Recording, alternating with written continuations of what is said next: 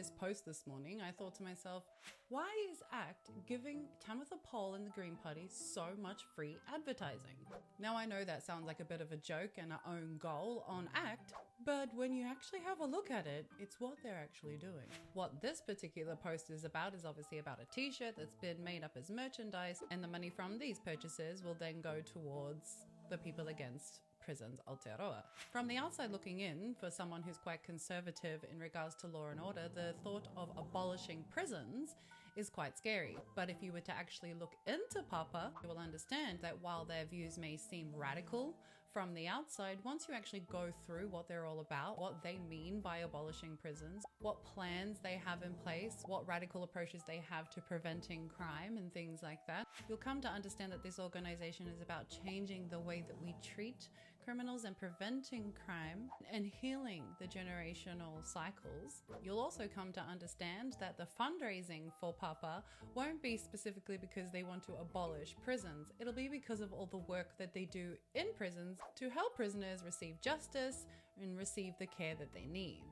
So why would ACT be promoting this, and why would other organizations be investing tens of thousands of dollars into billboards and things like that to promote this? Well, firstly, of course, their propaganda is based on their assumption that their audience isn't going to read into everything that's going on. Secondly, we also know that part of ACT's strategy is to create polarization for the things that they're interested in. One of those things is their interest in increasing the population in prisons, to which our Prime Minister has committed to, where previously our governments had committed to a 30% reduction in prison population, where that has now been scrapped under this coalition government.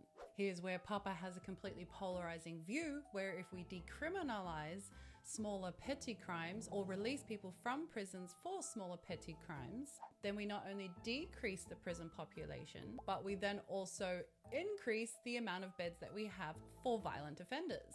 But you see, that would upset overseas investors and their goal for privatization, because a further $1.9 billion of the money that New Zealanders don't have has been invested into a new prison upgrade. And who was the lucky corporation that got the $1.9 billion contract from the New Zealand government? This company here, Honeywell, who apparently is involved in weapons making, including nuclear weapons. And there has been allegations of their company's weapons being used in Gaza, specifically on a school. And of course, it's Mark Mitchell that's leading the charge. Did you know he used to have a multi-million-dollar security company that was involved in the Middle East, specifically Iraq? Apparently Ginny Anderson had called it out and I didn't even know. Did you?